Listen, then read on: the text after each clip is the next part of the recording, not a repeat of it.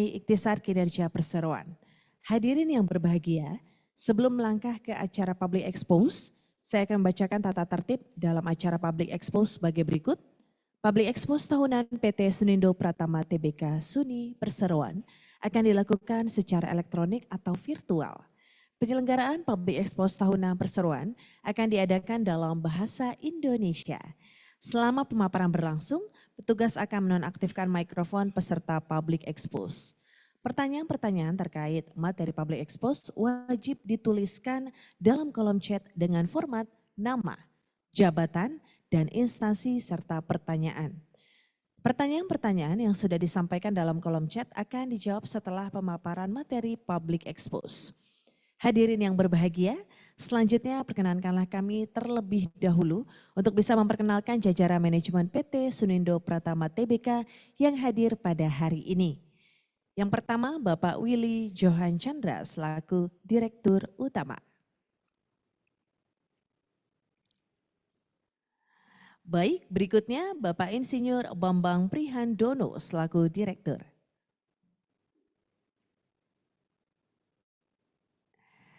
Selanjutnya yaitu Bapak Freddy Sujandi selaku Direktur. Baik, selanjutnya yaitu Ibu Gina N. Nasution selaku Investor Relations.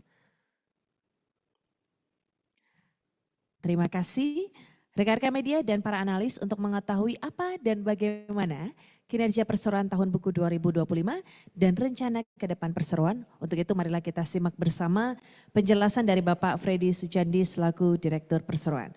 Kepada yang kami hormati Bapak Freddy Sujandi, kami persilahkan. Terima kasih kepada para pemegang saham, juga kepada masyarakat yang menyaksikan Public Expose PT Sunindo Pratama Tbk pada pagi hari ini. Perkenankan kami menyampaikan update dari bisnis yang sedang kita jalani hingga kuartal pertama tahun ini. Saya mungkin tidak akan menjelaskan yang terlalu detail ya, karena sudah kita bagikan materinya sebelumnya dan kita sudah publish di web Perseroan. Jadi intinya perusahaan kami adalah perusahaan pionir di Indonesia untuk seamless oil and tubular goods, ya, jadi OCTG tubing yang ada di Indonesia. Ya. Kita memiliki beberapa anak perusahaan, yaitu RTM, Rainbow Tubulars, yang merupakan produser dari OCTG. Juga kita memiliki PT PSM, yang merupakan anak perusahaan yang terakhir yang bergerak di bidang wellhead. Ya. Indonesia memiliki kekurangan di dalam kebutuhan minyak, ya, dan diharapkan bisa terus menutup gap kekurangan ini hingga tahun 2030. Pemerintah tetap menargetkan bisa mencapai 1 juta barel per tahun, sedangkan sekarang kapasitasnya masih berkutat di 600.000 barel per hari. Ya. Kita berdiri di tahun 2002 dan sudah mengalami beberapa kali perkembangan dari tahun sejak berdirinya hingga kami berdiri melakukan IPO di tahun 2023. Kemudian kami di tahun 2024 memulai membangun proyek RTM kedua, dan di tahun 2025 proyek PSM anak perusahaan kami mulai beroperasi. Ini adalah produk-produk penting yang dari Suni. Ya. Pertama adalah OCTG tubing, di mana kita sebagai produser, kemudian ada OCTG casing, kemudian ada wellhead dan Christmas tree. Di samping itu kita juga ada menjual drill bit dan completion equipment, ya, beberapa produk kecil lain untuk support. Ya. Di tahun 2026 ini target kita adalah yang pertama terutama untuk menyelesaikan RTM kedua, ya, karena kita sangat ingin agar RTM 2 ini bisa segera beroperasi. Ya. Yang pertama untuk supaya proses produksi bisa berjalan lancar. Ya. Selama ini kan cuma ada satu line, dengan adanya 2 line pasti lebih safe untuk bisa berproduksi dengan baik. Ya. Di samping juga tentunya adalah untuk meningkatkan kapasitas produksi kita. Ya. Kemudian kalau boleh disebutkan hari ini, sebenarnya proyek pembangunan fisiknya sudah selesai, ya sudah selesai, dan juga sudah memulai proyek commissioning, jadi mencoba mesin-mesinnya supaya bisa beroperasi secara normal. Ya.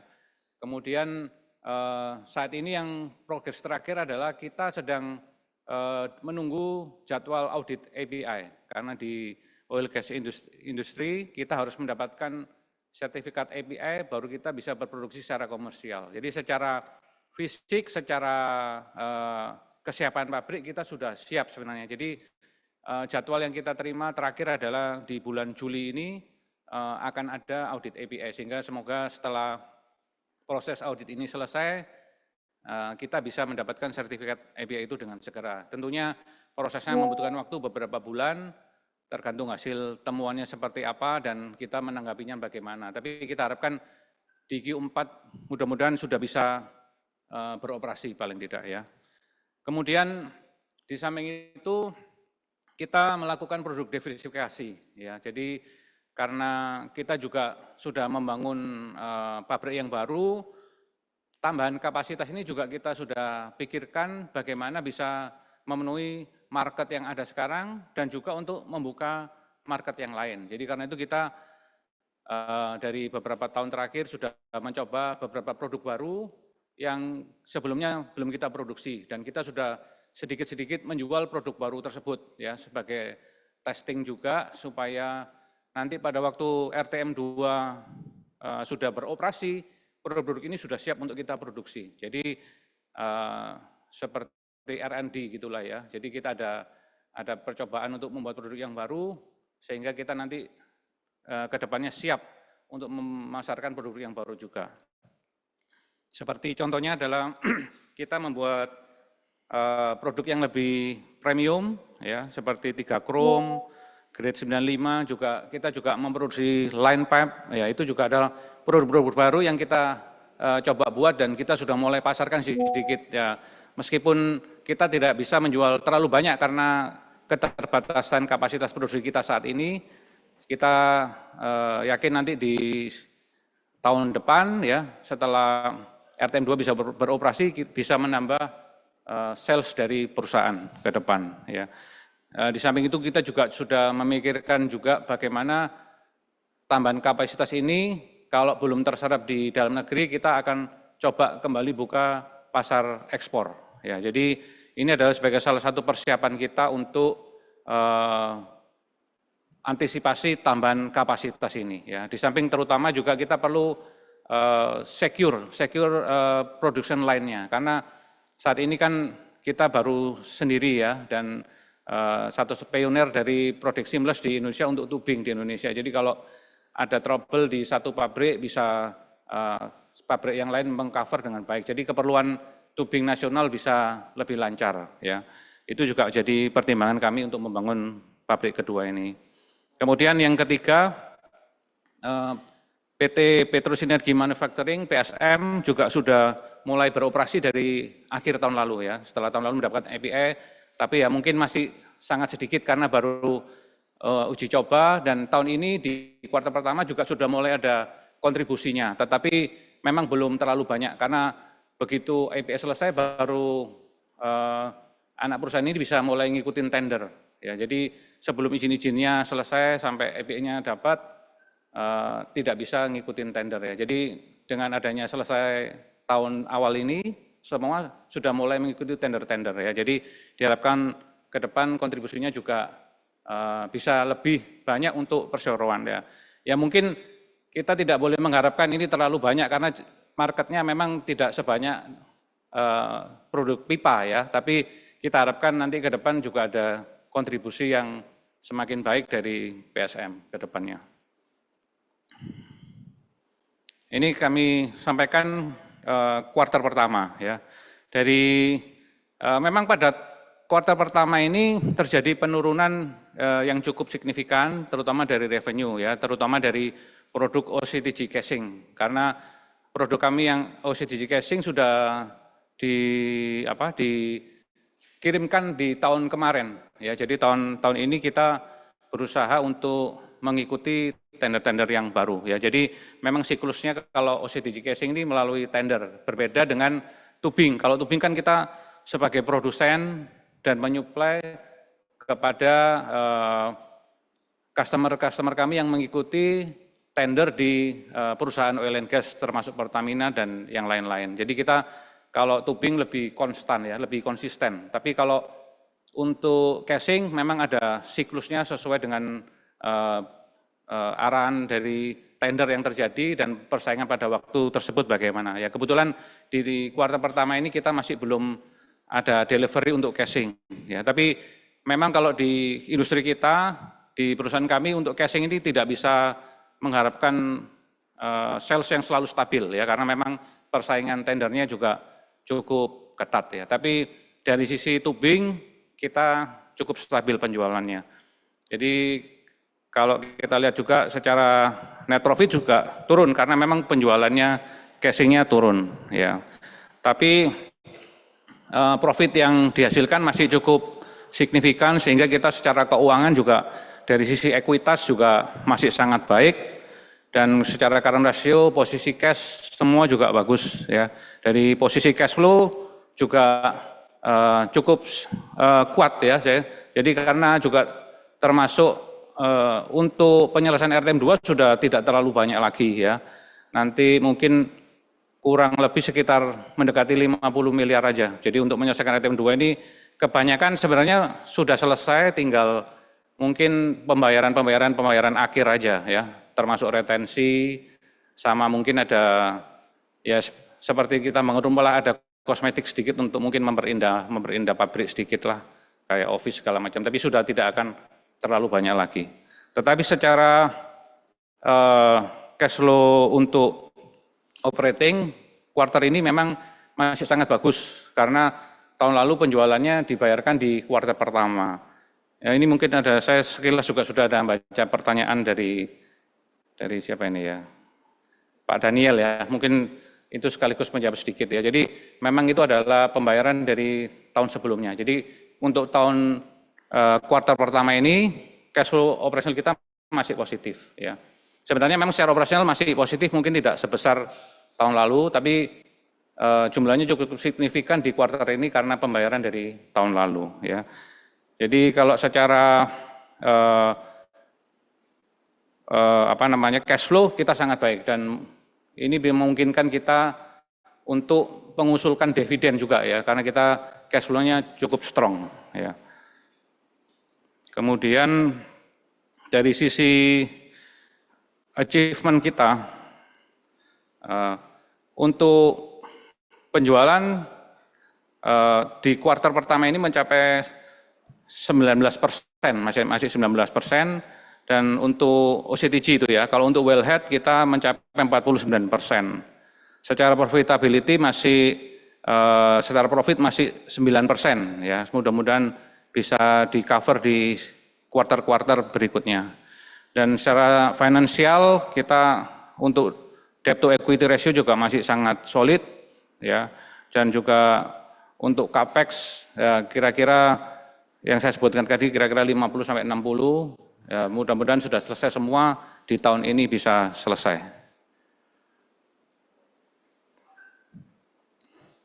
Nah, ini kalau kita lihat performance penjualan secara quantity di kuartal pertama ini sebesar 4.230 ton dibandingkan tahun lalu 9.379 ton.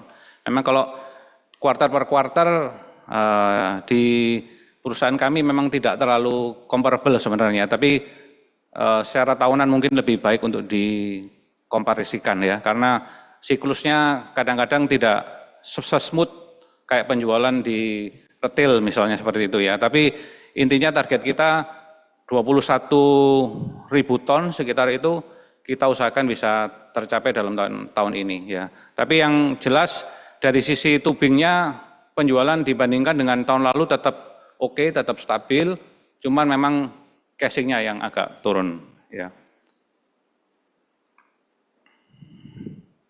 Kalau wellhead Christmas tree kebetulan tahun kemarin juga lumayan ramai dan tahun ini di kuartal pertama juga cukup pergerakannya cukup baik, jadi meningkat sangat tajam penjualan untuk wellhead dan Christmas tree.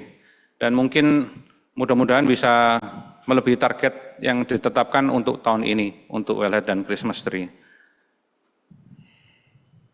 Kemudian juga saya sampaikan hasil EJM yang barusan dilaksanakan tadi dari jam 9 kira-kira sampai jam 10. Jadi yang penting pertama adalah kami akan membagikan dividen sebesar 20 miliar ya, atau sekitar 13% dari profit kita tahun lalu.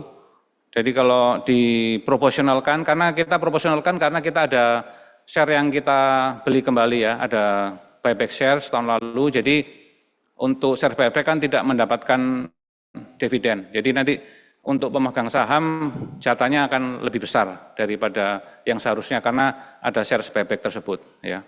Jadi kira-kira 10,39 kira-kira ya per sahamnya. Jadwalnya kira-kira dividennya tanggal 2 Juli. Dividen tanggal 2 Juli dan untuk pembayarannya kira-kira tanggal 24 Juli ya. Kemudian saya akan menunjukkan foto-foto dari proyek RTM 2 yang terakhir ya, ini mungkin seminggu yang lalu lah ya. Jadi secara fisik kita lihat sudah selesai bangunannya ya, cukup megah untuk di kawasan tersebut, jadi yang paling baik lah kira-kira ya, dan cukup membanggakan bagi kami sebenarnya karena dari bergerak dari perusahaan yang cukup kecil ya sampai bisa mendirikan pabrik segini besar juga itu merupakan satu achievement yang cukup baik ya. Jadi kita juga berharap supaya ke depannya pabrik ini bisa memberikan kontribusi yang lebih besar lagi kepada perseroan ya. Ini kalau dari luar ya, dari atas. Nah ini kalau di dalam kita sudah lihat mesin-mesin juga sudah ada di dalam dan sudah diinstal di dalam pabrik. Dan kita sudah mulai membuat produksi ya, kita uji coba produksi, commissioning, dan itu kita lihat bisa hasilnya, dan jadi sudah cukup sukses untuk commissioningnya. Jadi kita prosesnya sekarang memang benar-benar tinggal menunggu audit IPE datang dan kita selesaikan audit IPE-nya supaya segera bisa keluar sertifikat IPE-nya. Ya, di mana setelah itu baru kita bisa memproduksi dari RTM 2. Ya, kira-kira sebegitu update operasional dari kami. Jika ada pertanyaan kami persilakan. Bisa lewat di chat ya, di chat di dalam web atau gimana kami persilakan.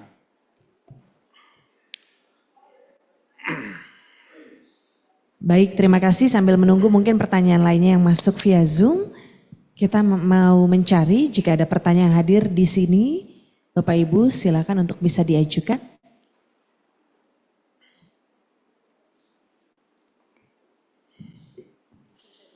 Ya, Gina boleh bacain pertanyaan dulu, Gina. Baik, kita mulai dulu dari pertanyaan yang ada saat ini. Nanti kalau ada dari audiens boleh menyusul. Baik, ini dari Bapak Putranda. Ya, baik dari Bapak Putranda. Ini ada sekitar 4 pertanyaan. Singkat aja. Yang atas belum ya? Ada yang pertama dulu ya? Ada Sebelumnya ada.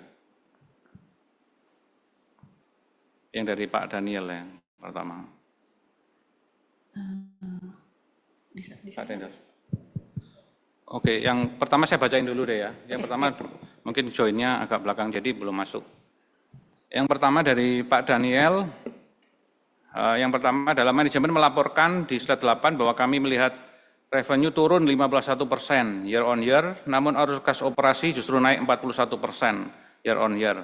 Sebuah pola yang tidak lazim. Boleh kami tahu kenaikan arus kas ini terutama bersumber dari pencairan piutang lama atau dari pengurangan persediaan, dan apakah kondisi ini akan berlanjut di kuartal berikutnya atau merupakan efek satu kali yang tidak berulang. Ini yang seperti saya jelaskan tadi waktu penjelasan ya, memang itu kalau penurunan penjualan terutama dari OCTG casing ya, tapi untuk OCTG tubing cukup stabil ya. Dan untuk pembayarannya itu memang dari yang tahun lalu, seperti yang saya jelaskan ya. Dan mungkin ini bukan kejadian yang berulang ya, memang tergantung siklus pengiriman dan pembayaran aja ya. Kemudian di nomor 2, manajemen melaporkan di slide 3911 bahwa pasar tubing Indonesia masih under reserve dan program pengeboran SKK migas sedang diakselerasi, tetapi menunjukkan volume OCTG justru turun 55% dan baru tercapai 19% dari target tahunan. Apakah ini penurunan pengeboran pelanggan yang tertunda sementara atau ada faktor lain yang sudah ada di firm purchase order yang menjadi dasar keyakinan bahwa target tahun 2022 masih bisa dikejar. Ini yang juga saya jelaskan tadi, pertama bahwa penurunan ini bukan dari penurunan permintaan ya, karena memang di kami ada 2 produk utama, yang tubing yang kita produksi sendiri, kemudian dari casing yang kita belum produksi sendiri, kita impor dan kita tambahkan lokal konten baru kita supply ke customer ya. Jadi yang turun adalah di OCTG casingnya. Tapi kalau secara tubing dari produsen kita karena main-mainnya kita sebenarnya adalah sebagai produsennya ya, yang untuk tubing. Jadi kalau casing sebenarnya lebih ke tambahan kita ya. Kemudian nomor 3, manajemen melaporkan slide 47 bahwa plan 2 ditargetkan beroperasi semester 2. Namun CAPEX baru terrealisasi 41, sementara PSM sudah beroperasi komersial sejak 2025, tidak memiliki disclosure angka sama sekali di kuartal pertama. Apakah jadwal sertifikat applicant sudah dikonfirmasi secara resmi dan bisakah manajemen berbagi gambaran kontribusi revenue PSM agar investor dapat menilai apakah entitas ini sudah menghasilkan kas nyata. Ya. Ini juga sebagian sudah saya singgung tadi, yaitu bahwa proses pembangunannya sudah selesai dan sertifikat IPA kita sedang tunggu karena harus nunggu audit dulu. Tadi saya sudah sampaikan jadwal kedatangannya mereka di bulan Juli ya, karena itu harus melewat pendaftaran, nanti mereka dari IPA-nya akan memberikan jadwal audit dan itu memang sebenarnya di luar kontrol kita kalau kita sudah siap. Jadi kita harus nunggu dari IPA mereka bisa ada penjadwalan kapan baru kita bisa ikuti ya. Jadi kalau untuk PSM juga memang kontribusinya belum terlalu banyak, tapi sudah mulai ada revenue ya, sudah ada revenue. Dan kalau di kuartal pertama itu kebanyakan dan sampai mulai dari akhir tahun lalu PSM ini karena sudah mulai ada IPA-nya, jadi sudah mulai ikut tender ya. Jadi diharapkan ke depan ada tambahan lah ya. Saya tidak bilang dia akan menjadi yang kontribusi yang besar, karena memang segmen produk di Wellhead dan Christmas Tree ini di kami mungkin cuma sekitar nggak banyak ya. Kalau dari misalnya tahun lalu mungkin cuma mendekati 10% aja gitu. Jadi diharapkan tapi bisa membantu menambah revenue kita gitu ya. Kalau awal tahun ini, awal di kuartal pertama ini salesnya baru 1, memang baru sekali ada profit 270, targetnya bisa nambah lah intinya. Tapi kita jangan mengharapkan terlalu besar sekali dari PSM karena ini memang segmen marketnya bukan yang terutama dari perusahaan ya. Tapi untuk bantu revenue dan profit diharapkan bisa nambah aja gitu ya.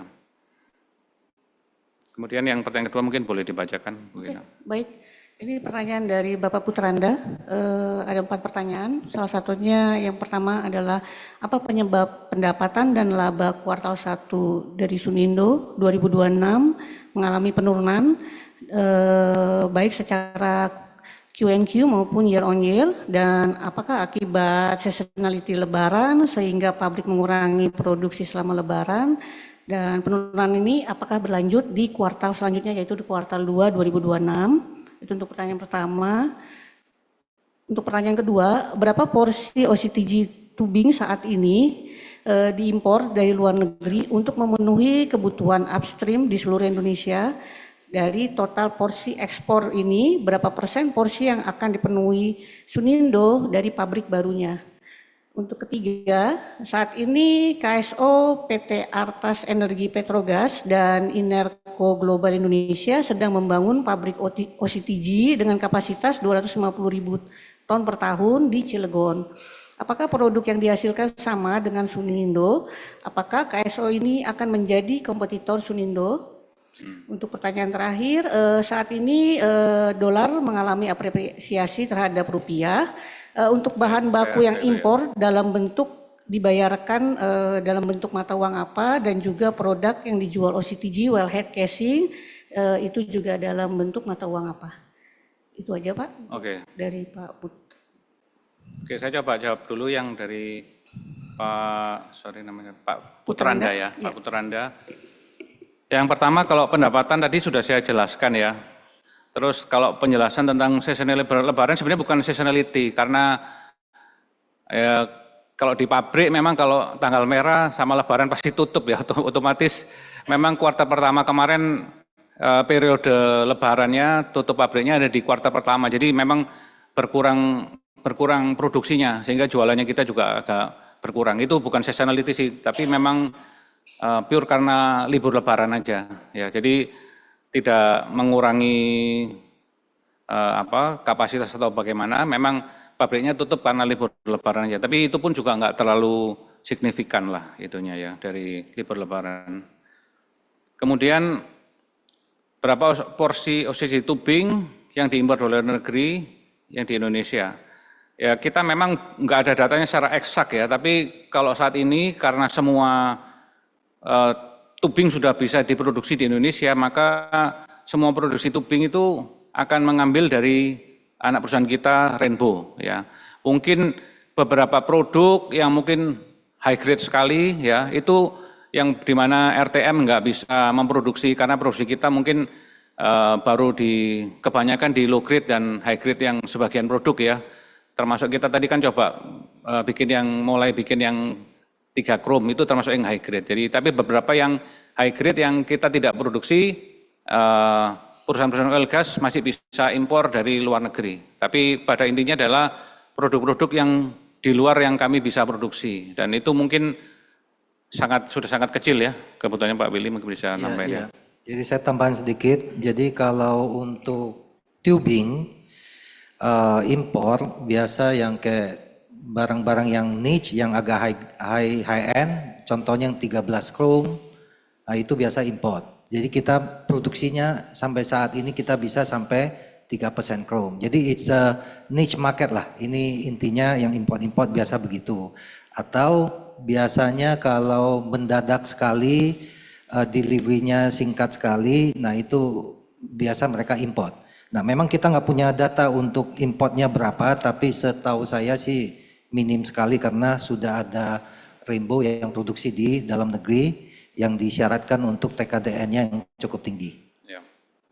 Ini yang untuk nomor 2 ya Pak ya. Oke, nomor 3 tentang Artas ya, tadi dikatakan dari Inerco. Nah ini yang termasuk salah satu dinamika dari market casing yang kenapa kita juga salah satunya pendapatannya turun ya. Jadi seperti kita ketahui sama seperti produk tubing ya, karena kita adalah satu-satunya produsen lokal ya. Jadi maka semua supplier ke perusahaan minyak akan mengambil produk OCTG tubingnya dari kita. Nah, jadi sekarang dengan adanya pabrik baru yang dimiliki oleh Artas ini, otomatis semua produk OCTG-nya juga kita harus mengambil dari mereka. Jadi produk kita sama mereka sebenarnya tidak bertabrakan ya. Kalau kita lebih ke OCTG tubing, kalau mereka lebih ke OCTG casing yang diameternya lebih besar dari yang kita produksi. Jadi kita sebagai peserta tender ya, karena mereka juga barulah, ini barusan mereka bisa membuat produksi. Jadi saat ini kita juga sedang mempelajari, juga memantau ya bagaimana produksi mereka supaya nanti kita bisa mengevaluasi produk-produk mereka yang mereka hasilkan, baru kita bisa mengikuti tender-tender yang dilakukan oleh oil and gas ya company. Jadi ini juga sekali lagi sama kayak kita ya. Jadi karena OCTG tubing kita adalah perusahaan lokal, semua orang ngambil dari kita. Jadi tadinya OCTG casing kan untuk mengikuti tender semua pesertanya impor dari luar untuk mengikuti tender ini. Tapi karena hari ini Artas sudah berdiri bisa memproduksi, maka untuk mengikuti tender harus juga menggunakan produk lokal yang diproduksi oleh Artas. Ya, jadi karena itu kita sekarang dalam tahap mengevaluasi produk yang dihasilkan oleh Artas ini, supaya karena kita wajib melakukan evaluasi ini karena sebagai peserta tender nantinya kita kan harus ikut bertanggung jawab terhadap produk yang kita suplai kepada customer kita. Jadi karena mereka baru melakukan produksi, jadi saat ini kita masih dikatakan dalam proses mengevaluasi produk yang mereka hasilkan dan prosesnya bagaimana, supaya kita nantinya bisa kalau kita puas, kita satisfied, kita nanti juga bisa akhirnya ngambil dari mereka. Tapi saat ini sedang kita lakukan evaluasi, makanya penjualan casing kita juga agak turun ya, karena kita tidak mengikuti tender lagi, karena ada produk lokal kan juga sudah harus memakai produk lokal ya, jadi nggak bisa impor lagi seperti biasa. Ya, saat ini kita sedang mengevaluasi Artas ini, bagaimana proses produksi mereka dan bagaimana kualitinya mereka, supaya kita bisa mengikuti tender selanjutnya. Ya, mungkin saya tambahan sedikit. Jadi intinya yang tadi sampaikan Pak Freddy itu benar. Jadi kita Rainbow adalah tubing, atas itu casing. Jadi sebenarnya ini komplement, bukan kompetitor tapi komplement. Jadi kita sampai 4,5, 5,5 inci, mereka dari 7 inci sampai ke 13, kalau nggak salah sampai 20 inci. So it's a complement tapi bukan kompetitor. Itu yang saya mau sampaikan aja, mau stress itu. Nah untuk casing, karena ada ketentuan yang harus pakai produk lokal, nah ini yang sedang kita evaluasi atau assessment untuk produk-produk yang dari atas sebelum kita maju dengan tender ini, casing. Soalnya casing selama ini kita tender dan kita impor. Oke. Ya, jadi karena kita sudah ada aturan yang sama dengan kita nggak boleh impor lagi, jadi kita harus akses casing ini dari dalam negeri. Karena itu kita sedang mengevaluasi. Ya, kira-kira begitu jawabannya. Kemudian dari Pak Ridwan dari Kontan, mungkin dibacakan Bu Gina. Ya. Ya, untuk Pak Ridwan dari Kontan, yang pertama tadi disampaikan, pertanyaan pertama tadi disampaikan ekspansi pabrik RTM 2 akan mulai beroperasi pada kuartal 4 2026. Apakah bisa dielaborasi bagaimana dampak pengoperasian pabrik RTM 2 terhadap kinerja Sunindo pada tahun 2026 dan untuk tahun-tahun berikutnya? Seberapa signifikan bisa mendorong pertumbuhan pendapatan dan laba. Ya. Untuk pertanyaan nomor 2, berapa alokasi belanja modal atau capex Sunindo untuk tahun 2026 yang akan dialokasikan untuk keperluannya apa aja? Dan bagaimana nomor 3, bagaimana proyeksi kinerja pendapatan dan laba bersih Sunindo untuk full year di tahun 2026 dan bagaimana perbandingannya dengan tahun 2025. Untuk nomor 4, saat ini berapa porsi penjualan Sunindo ke pasar domestik dan ekspornya mana saja dan bagaimana rencana pengembangan pasar Sunindo? Ya. Oke, saya yang akan menjawab pertanyaan Pak Ridwan. Untuk RTM 2, karena dia baru melakukan API-nya baru melakukan pada bulan Juli, ya maka kita targetkan beroperasinya mungkin baru kuartal keempat. Ya, jadi mungkin untuk tahun ini dari kami sendiri tidak mengharapkan terlalu banyak lah ya untuk tahun ini. Mudah-mudahan tahun depan kalau sudah bisa berproduksi lancar bisa menambah mungkin bisa 20-25% dari revenue kita. Tapi juga tergantung perkembangan pasar juga ya, termasuk yang tadi ditanya mengenai ekspor ya. Karena kita kan juga sedang mengembangkan produk-produk baru ya seperti line pipe, trichrome gitu ya. Itu pasar-pasar baru juga akan kita masukin. Jadi itu juga menjadi kita belum bisa memastikan secara eksak berapa karena kita saat ini sedang mempelajari marketnya seperti apa untuk produk-produk baru itu, termasuk untuk ekspor ya. Kita dulu memang pernah ekspor tahun 2022, 2023 ya.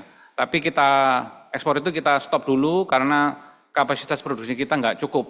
Jadi nanti kalau ada lebih kapasitas itu kita akan coba ekspor juga. Jadi kita juga termasuk mempelajari market ekspor ya. Termasuk kita tahun lalu juga sudah mengikuti conference di Abu Dhabi ADIPEC ya. Di sana kita juga sudah mulai memperkenalkan produk kita di luar negeri ya.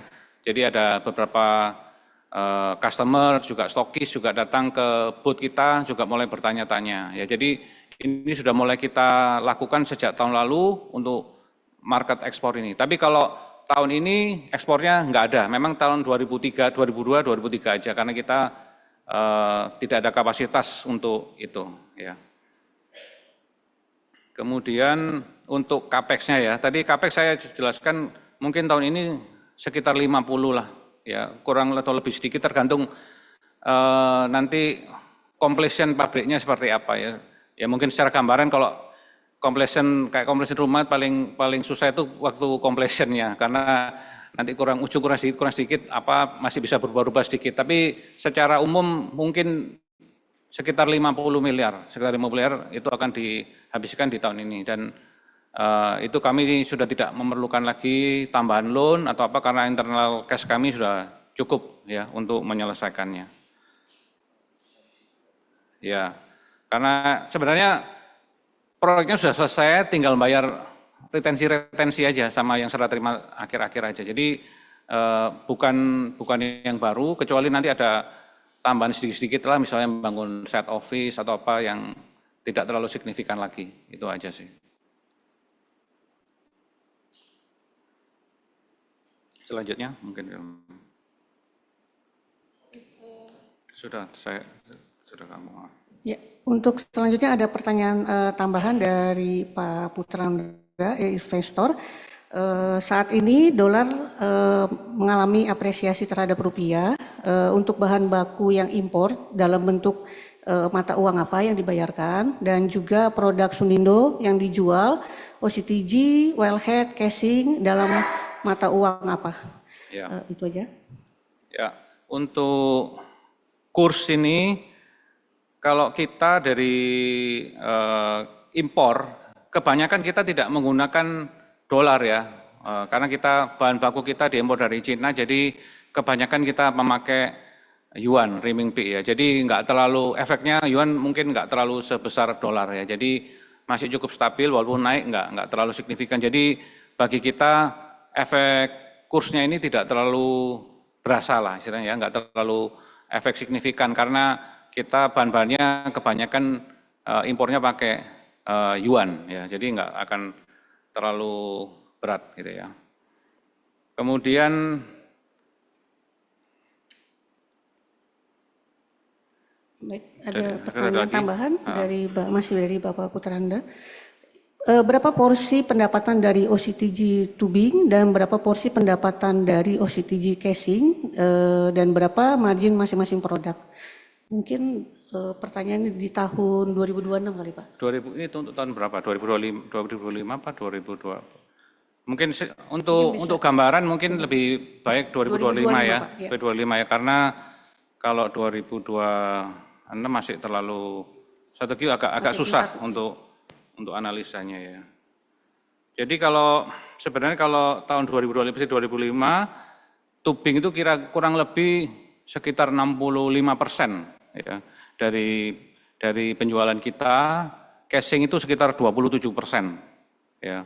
Sedangkan produk-produk lain itu sisanya lah, tinggal mungkin 7% itu produk-produk lain seperti wellhead termasuk tadi drill bit gitu ya. Jadi masih paling utama di kita adalah untuk tubing ya. Kalau margin kalau untuk tubing kurang lebih di atas 30% ya. Tapi kalau casing ini tidak stabil. Kalau tubing kita cukup stabil karena kita sebagai produsen ya. Jadi kita tahu marginnya berapa. Tapi kalau casing selama ini marginnya sangat variatif ya karena dinamika persaingan yang kita ikuti sewaktu tender. Jadi tergantung kita minatnya mau ambil apa enggak. Jadi marginnya bisa tinggi, bisa enggak terlalu tinggi. Karena itu dalam situasi persaingan. Jadi kita enggak ada patokan margin berapa. Kalau kita mau ambil ya kita ambil. Itu tapi tergantung tentunya ya jangan sampai rugi lah ya. Tapi di satu sisi kita tetap memperhatikan margin juga. Tapi nggak bisa dibuat rata-rata berapa gitu agak susah. Tergantung proyeknya bagaimana gitu ya. Ya, saya tambah sedikit juga kalau tender biasanya kan masalah timing. Satu proses tender kadang-kadang lama sampai implementasi bisa makan waktu cukup panjang. Tender bisa berbulan-bulan untuk evaluasinya sampai kalau udah menang untuk delivery juga tunggu produsen dari luar negeri. Ini saya bicara yang casing ya, yang kita bicara yang tender. Itu makan waktu bisa ujung ke ujung yang cukup lamanya. Ini yang bisa pengaruh ke marginnya, karena itu timingnya yang berbeda. Waktu saat kita tender harganya begini, waktu kita beli dia turun, margin kita tinggi. Kalau dia naik, marginnya berkurang. Itu yang salah satu faktor juga, salah satu faktor itu. Baik, ada pertanyaan selanjutnya dari Bapak Erikson dari investor. Untuk pertanyaan pertama, bagaimana pandangan manajemen Sunindo terhadap target lifting oil Indonesia pada tahun 2030 1 juta barel per day, dan apakah target tersebut feasible untuk dicapai? Pertanyaan untuk nomor 2, apakah pabrik RTM2 akan difokuskan untuk ekspor atau dalam negeri? Dan jika untuk ekspor, bagaimana competitive advantage Sunindo untuk bisa bersaing dengan kompetitor baik lokal maupun global? Oke, baik. Terima kasih Pak Erikson. Jadi kalau tanggapan kami terhadap 1 juta barel per day, ya terus terang pertama itu di luar kontrol kita ya, karena itu di ranahnya government. Tapi menurut kami pasti government akan tetap mengarah ke sana, walaupun mungkin nggak bisa tercapai, akan diusahakan supaya paling nggak gapnya semakin mengecil, ya. Karena yang kita sebutkan tadi konsumsi minyak sekarang ini 1,5 sampai 1,6 juta barel per hari. Sedangkan tadi di laporan direksi juga disebutkan produksinya cuma sekitar 600.000, jadi gapnya sangat besar, ya. Jadi Kementerian ESDM terutama ada kewajiban ya untuk meningkatkan produksi minyak ini, karena kalau enggak secara neraca keuangan negara juga pasti sangat akan berat kalau tergantung impor. Belum lagi ada perubahan kurs semacam ini pasti akan lebih membebani ke keuangan negara ya. Jadi kita juga pasti akan mendukung semaksimal mungkin keinginan dari pemerintah untuk bisa mencapai 1 juta barel per hari di tahun 2030. Dan tentunya melalui SKK Migas mereka mendorong banyak investor baru masuk, dan mungkin mulai ada penemuan-penemuan baru ya. Mungkin di berita kita juga mendengar ada beberapa penemuan minyak-minyak yang sumur-sumur minyak yang baru. Jadi ini diharapkan bisa tercapai juga. Tapi menyangkut kepada industri kami, ya semakin pemerintah semakin mengusahakan kenaikan ini tentunya akan menimbulkan peningkatan permintaan di sektor OCTG juga ya. Ini juga sangat positif buat industri kita saat ini. Ya. Kemudian untuk pertanyaan kedua, apakah RTM2 akan difokuskan untuk ekspor atau dalam negeri? Tentunya yang pertama kita akan mengutamakan dalam negeri dulu ya Pak Willy ya. Jadi karena kita juga ada komitmen untuk mendukung industri nasional, itu terutama akan kita perhatikan untuk kepentingan dalam negeri. Apabila nanti kita lihat termasuk misalnya produk-produk baru kita bisa kita suplaikan dari pabrik yang baru, andainya masih ada sisa. Jadi dari sisi kami mungkin ekspor itu choice yang terakhir lah ya. Jadi kita utamakan untuk dalam negeri dulu, baru kita coba untuk ekspor kalau masih ada sisa kapasitas yang kita miliki. Gitu.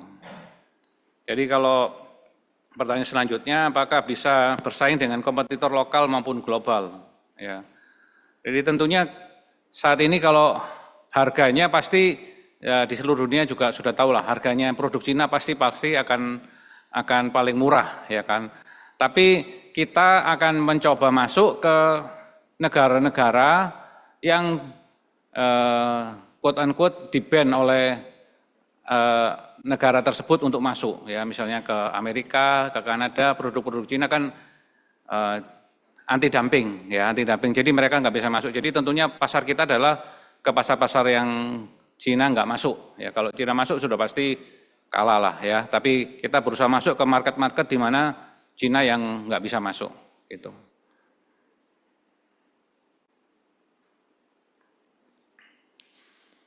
Pak Freddy, Ya. mau menambah sedikit ya. Ya. Untuk yang pertanyaan sebelumnya mengenai target lifting 1 juta barrel oil per day yang ditetapkan oleh pemerintah. Sementara saat ini kan kita masih berkisar di 600.000 barrel oil per day ya.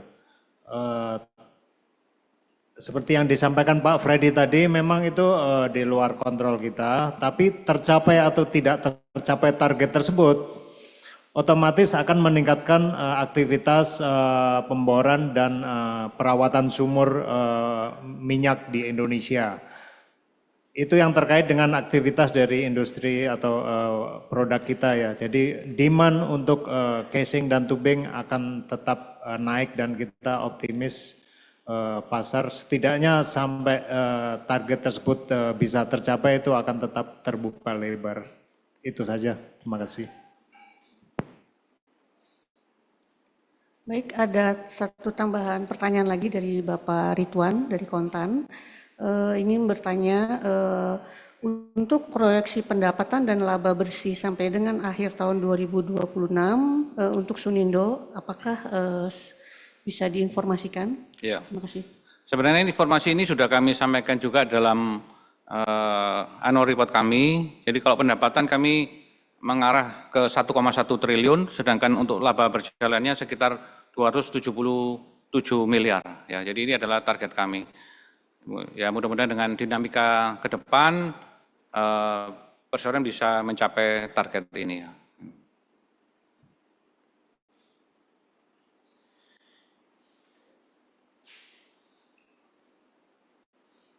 Baik, sejauh ini sudah tidak ada pertanyaan lagi, baik melalui online ataupun dari... Baik, mungkin kami tanyakan sekali lagi, mungkin yang hadir di floor atau di offline, jika ada pertanyaan jangan sungkan mungkin untuk bisa lambaikan tangan, nanti kita berikan mikrofon. Baik, silahkan Bapak, mohon sebutkan nama, dari mana, dan pertanyaannya ditujukan kepada siapa. Selamat siang para manajemen SUNI.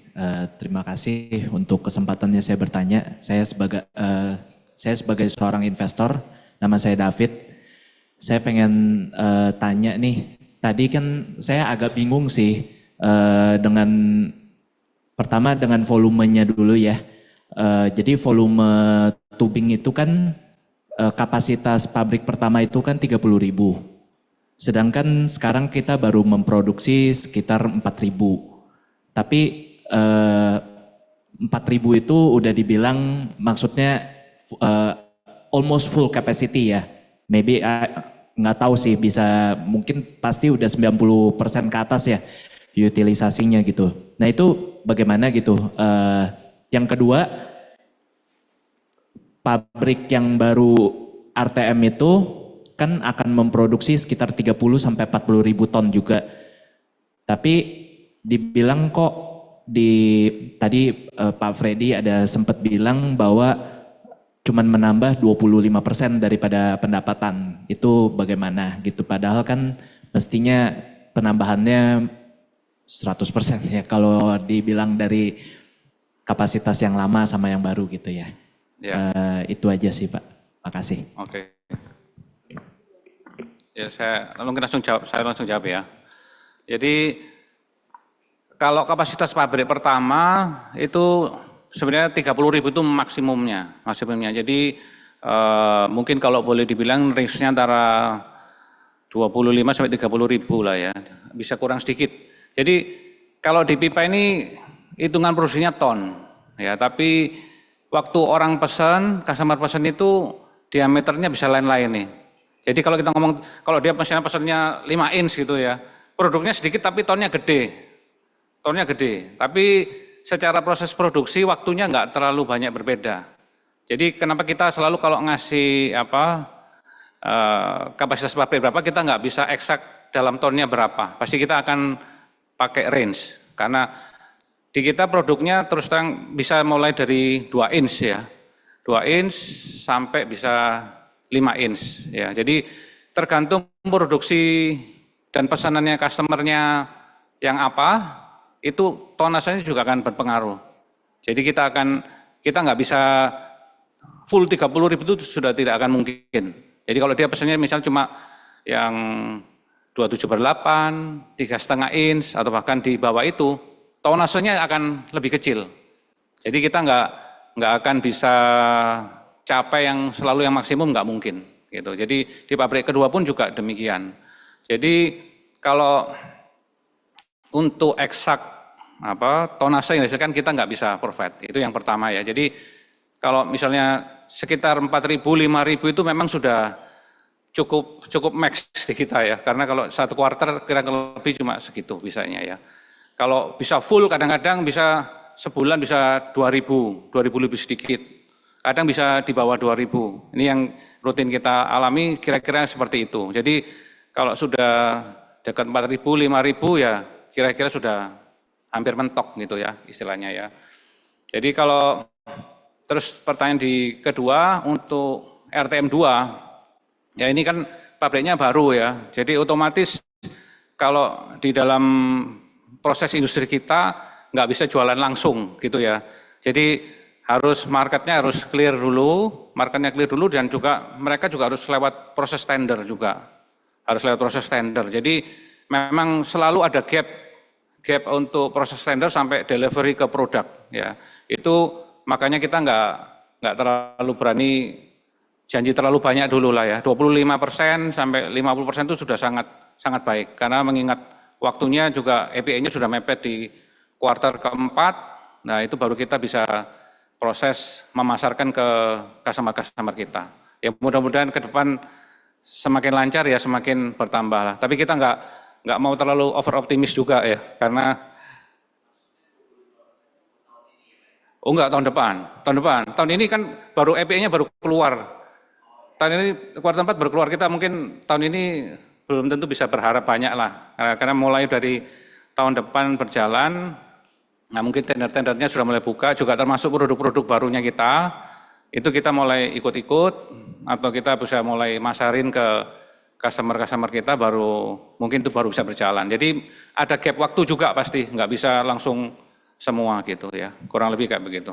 Jadi produksi kan lagi commissioning, mesinnya baru commissioning, jadi takes time untuk pelan-pelan pick up untuk full, jadi nggak langsung.